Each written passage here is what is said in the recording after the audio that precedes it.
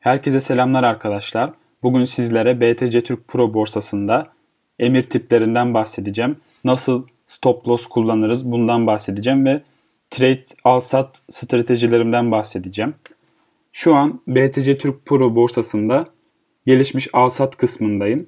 Ve burada gördüğünüz gibi piyasa emiri var, limit emiri var ve stop emiri var. Şu stop emiri yani Türkiye'de bir tek BTC Türk'te var. Paribu'da mobil uygulamasında var. Daha web şeyinde yok. Bu da BTC Türk Pro'nun nasıl kullanıcı dostu bir borsa olduğunun kanıtıdır. Yani ben severek 3-4 yıldır kullanıyorum. Gayet de memnunum.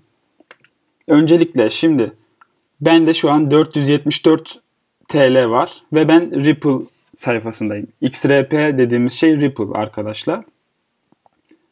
Ben piyasa kısmını kullanmıyorum. Piyasa emir tipi demek. Mesela şu an al-sat kısmında direkt bu ya. Siz ne kadarlık almak istiyorsanız yazıyorsunuz. Direkt al veya sat diyorsunuz. Ve sizin emirinizin büyüklüğüne göre şuradaki kısım karşılamıyorsa aşağı tarafa geçiyor. Aşağı tarafa geçiyor. Yani siz piyasa kısmında yüksekten alıyorsunuz ve daha çok komisyon ödüyorsunuz. Ama limit kısmında öyle değil. Limit kısmında hatta biz şimdi alım da yapalım. Ben mesela şu an fiyat kaç? 18 ben 18,84'e emirimi koyuyorum. Şurada %25, %50, %75, %100 dediği şey de mesela 475'in %50'siyle alım yapmak istiyorum. 107 Ripple'lık. Bunun gibi. Sat kısmı da aynı. Şu an ben hatta emirimi koyayım. Ben almak istiyorum. 184 boş. Buradan %100 ile 470 liralık emrimi koyuyorum. Bakın onaylıyor musunuz diyor. Onaylıyorum diyorum. Ve bakın şuradaki yeşil kısım benim emirim. Burada derinlik tablosu da var. Şu an alımlar satımlardan daha baskın emirler kısmında. Onun dışında bakın açık emirler kısmında şu an benim emirim gözüküyor. Bak hatta 184'e düştü ve benim emirimi şu an aldı. Ben eğer bunu piyasa kısmından alsaydım direkt 186'dan 185'ten alacaktım arkadaşlar. Piyasa alış kısmındaysanız direkt satıştakileri pat pat alıyor. Ama limitteyseniz sizin emrinizin gelmesini bekliyor. Yani limitin piyasa hemen almak istiyorsanız böyle ne bileyim hemen almak isterseniz piyasayı kullanacaksınız. Ama benim sabrım var. Hani bir 2-3 dakika beklerim derseniz limit kullanın. Alış için de aynı, satış için de. Şimdi stop kısmına geliyoruz. Stop emir tipi. Şurada stop sat dediğimiz şey bildiğimiz stop loss arkadaşlar. Stop loss nedir?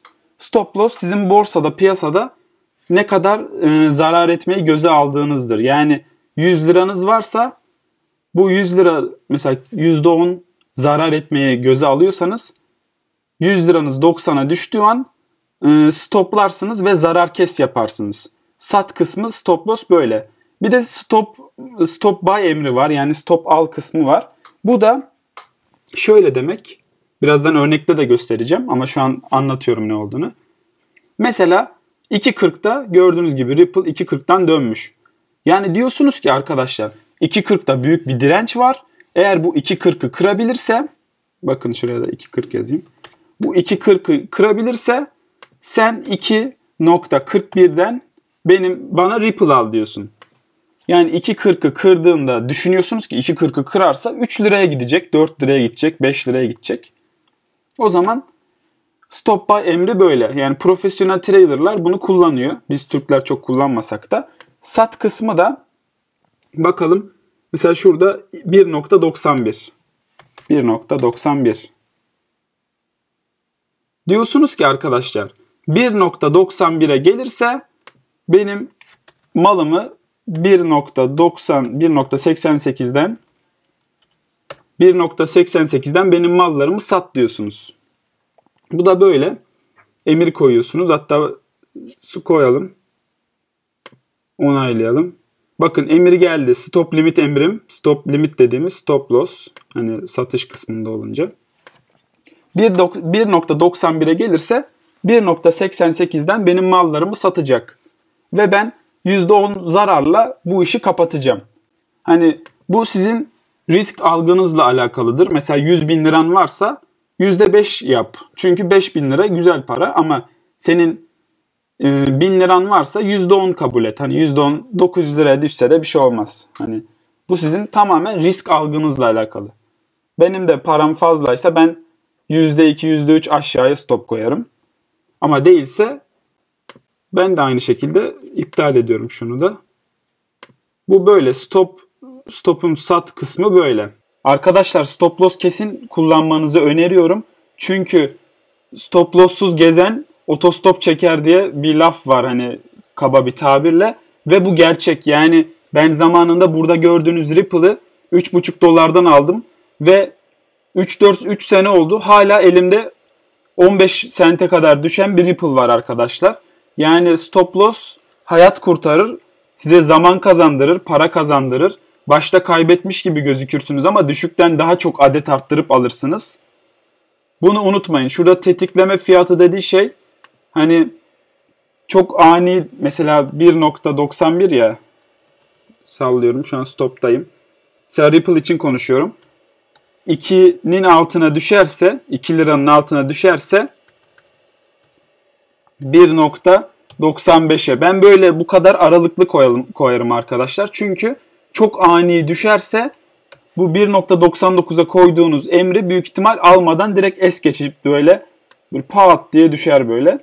Hani ondan dolayı tetikleme fiyatıyla şuradaki normal fiyat arasında biraz boşluk bırakmanızı tavsiye ediyorum ve stop loss'suz kesinlikle yola çıkmayın. Yani bir işleme başladığınızda, Ripple'ı almaya karar verdiğinizde stop loss'unuzu da belirleyin ve koyun. Gönlünüz rahat bir şekilde uyku uyuyun arkadaşlar. Emin olun hani tecrübe konuşuyor. Sizin için daha iyi olur. Ben limit kullanıyorum. Ben hiç daha piyasa kullanmadım. Piyasa şöyle. Çok ani dumplarda elinizde altcoin vardır. Hani hemen satmanız gerekir. O zaman hemen piyasa satın. Çok büyük dumpta o şekilde kurtulursunuz. Yoksa ben piyasa emir önermiyorum. Yani ben sevmiyorum da. Yani BTC Türk Pro'nun arayüzü gerçekten güzel. Şurada basit al kısmı var, şey var falan filan. Şurada coinler var. Coin çeşidi fazla, o da güzel. Şurada son işlemler, son satın alımlar var. Onun dışında açık emirler böyle. Durum bu şekilde arkadaşlar. Sorularınızı yorum kısmına bekliyorum. Yani her türlü sorunuzu açığım, sıkıntı yok. Kendinize iyi bakın. Görüşmek üzere. Kanala abone olmayı unutmayın. Herkese bol şans.